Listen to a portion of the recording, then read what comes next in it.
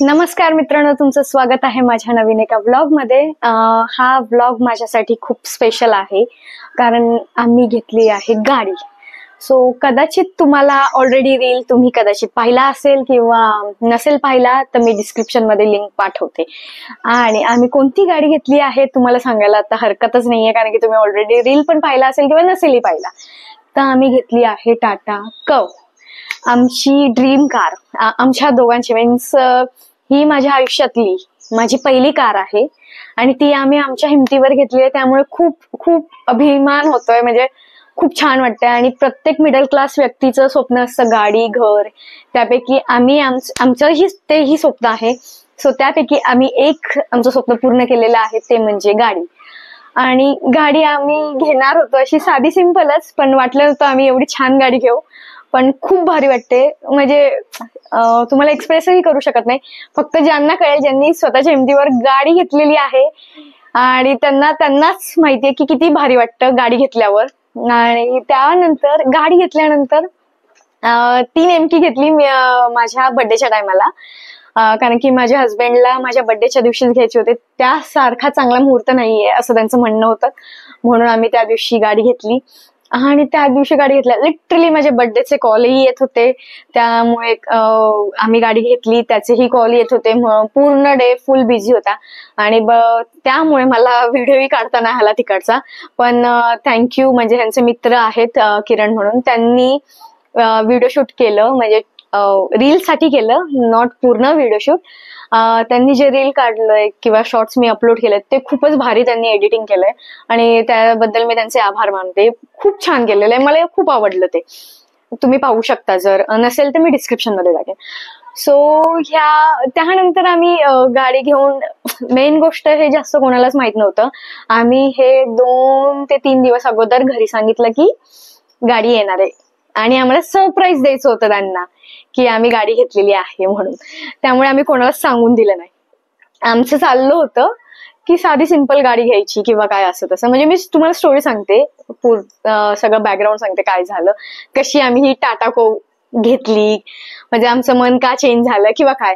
आधीपासून डोक्यात होतं की आम्हाला चांगली मस्त मजबूत अशी गाडी घ्यायची आहे वगैरे। मग म्हटलं आपण टाटाचीच घेऊया, टाटा सारखी मजबूत गाडी नाहीये आणि इंडियन पण आहे तर मग टाटाच बेस्ट असं। मग आम्ही एके दिवशी जायचं होतं, शोरूमला निघालो होतो आणि आम्हाला घ्यायचं होती जरा वेगळं, टाटाच एक घ्यायचं होती गाडी। त्यासाठी आम्ही चाललो होतो तिथे बघायला काय फीचर्स आहेत ते किंवा काय। आणि निघाल्यानंतर रस्त्यात गाडी घासली, बंपर खाली घासला गेला त्या स्पीड ब्रेकरला।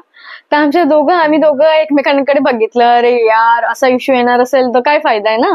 आणि मोस्टली गावी जाताना किंवा गावात राहण्यात आपण थोडीशी स्टाईल साठी आपण मारतोच की नाही, मग ती फायदाच नाही, ग्राउंड क्लिअरन्स पाहिजे, म्हणून आमचा थोडा जरा मूड ऑफ झाला तेव्हा। पण मी त्यांना म्हंटल की नाही, त्याची नवीन गाडी येणार आहे, लॉन्च वगैरे होणार आहे, तर कदाचित हाईट वगैरे जास्त असू पण शकते, आपण एकदा चेक केलं पाहिजे। म्हणून आम्ही तिकडे गेलो तर नंतर कळालं की सेमच आहे ग्राउंड क्लिअरन्स वगैरे। सो आम्ही थोडे डिसअपॉइंटेड झालो, पण त्या नवीन गाडीचे फीचर्स खूप छान होते बरं का।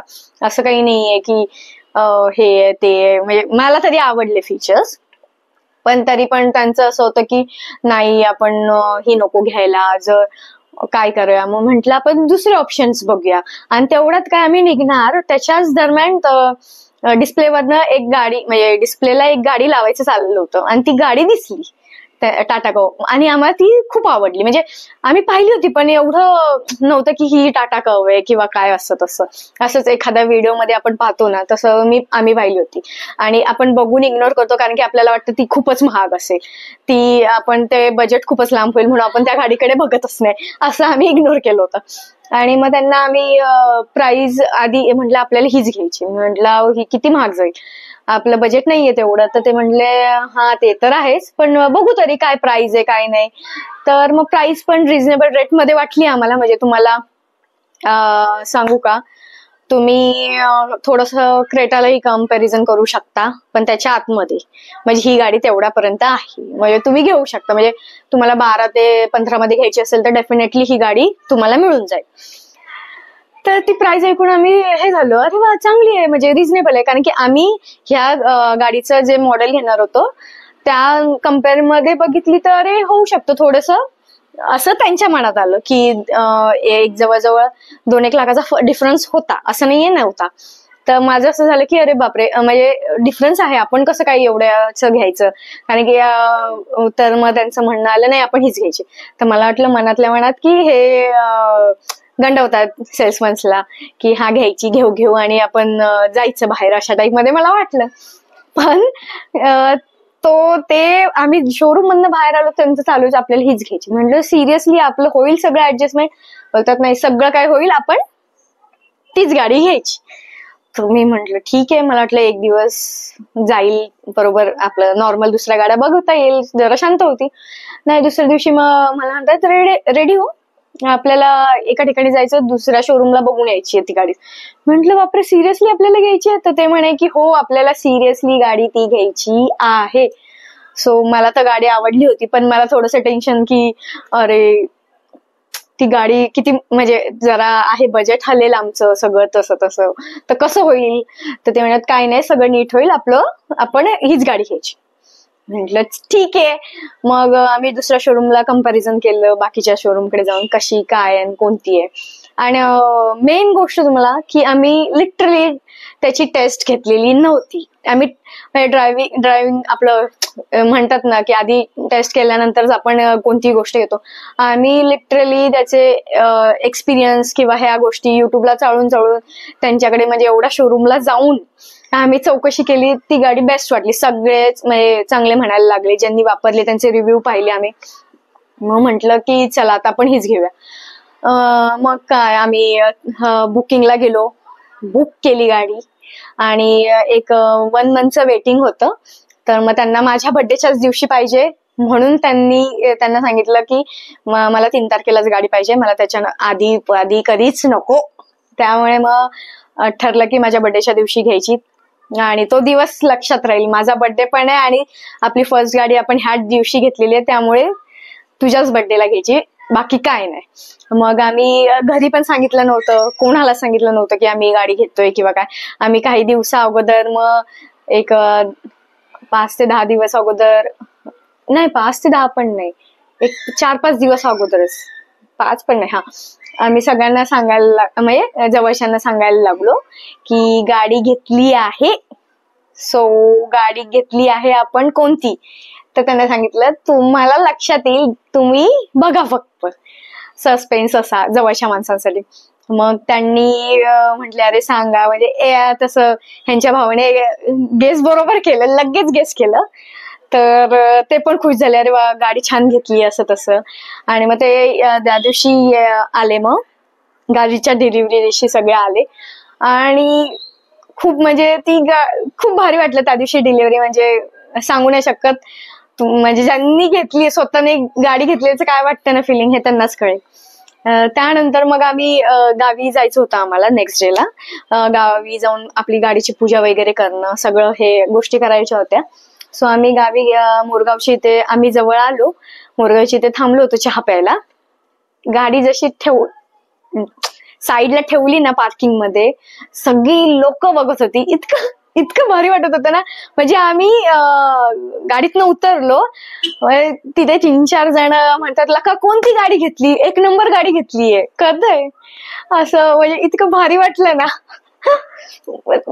ते म्हणतात, आम्ही सांगितलं त्यांना टाटाची गाडी आहे का. म्हणजे मोस्टली काय गावच्या लोकांना जास्त माहित नाही, जास्त कोणत्या माहितीये गाड्या, नेक्सॉन माहितीये, अल्ट्रॉज माहितीये, ह्या जास्त गाड्या माहितीये लोकांना, पंच वगैरे. तर त्यामुळे ते म्हटले 1 नंबर गाडी दिसतेय, काय म्हणजे स्पोर्टी लुक आहे ना त्या गाडीचा, खूप बाबा गाडी 1 नंबर आहे, मी एवढंच सांगेन. आणि मेन गोष्ट, ज्यानंतर मी रील्स टाकल्यानंतर मला सगळ्या जवळच्या लोकांचे कॉल आले की कॉंग्रॅच्युलेशन म्हणून गाडी घेतल्याबद्दल, अरे वा 1 नंबर गाडी घेतली. आणि खूप आनंद झाला की त्यांनाही तेवढंच, म्हणजे जेवढा मला आनंद झाला तेवढाच त्यांनाही आनंद झालेला आहे की अरे खूप छान झालं मॅडी, तू छान गाडी घेतलीस यार, खूप खुश आहेत, तुमच्यासाठी खूप खुश आहोत, असं तसं. सगळ्यांचे, म्हणजे जवळच्या लोकांचे मला सगळ्यांचे कॉल आले, मेसेजेस आले सगळ्यांना. आणि त्यांना थँक्यू, तुम्ही मला, म्हणजे तुम्ही आहात पाठी, चांगलं वाटलं त्या गोष्टीचं की आहेच जवळची माणसं खुश होतात हे बघून खूप छान वाटलं मला. आणि त्यानंतर मग गावी पण गेलो. गावी पण सगळ्यांना आमची गाडी खूप आवडली. सगळे म्हणत होते गाडी खूप छान घेतली, कलर पण खूप छान वाटला. खरं सांगते डेटोना ग्रे कलर एक नंबर आहे, तुम्ही घ्या. जर कोणाला घ्यायची असेल ना डेफिनेटली ती घ्या. आणि कलर पण तोच घेतात मोस्टली. तो कलर जास्त म्हणजे आहे, मी पाहिलाय पण एवढा नाही पाहिला. मोस्टली बरेच जण व्हाईट घेतात, बऱ्याच जणांना व्हाईट आवडते. सो तुम्ही ती डेफिनेटली घ्या. आणि हा आतूनही गाडीचं अजून मी व्हिडिओ काढलेला नाही. जर आतून व्हिडिओ काढला तर मी तोही ह्याच्यावर अपलोड करेन. आणि दुसरी गोष्ट, आम्ही एखादी ट्रिपला तर नक्की जाणार आहे. आता आपली स्वतःची गाडी आलेली आहे तर मग डेफिनेटली नेक्स्ट व्लॉग हा आपल्या गाडी सोबतच्या ट्रिप बरोबर असणार आहे, रोड ट्रिपचा असणार आहे बरं का. So stay tune.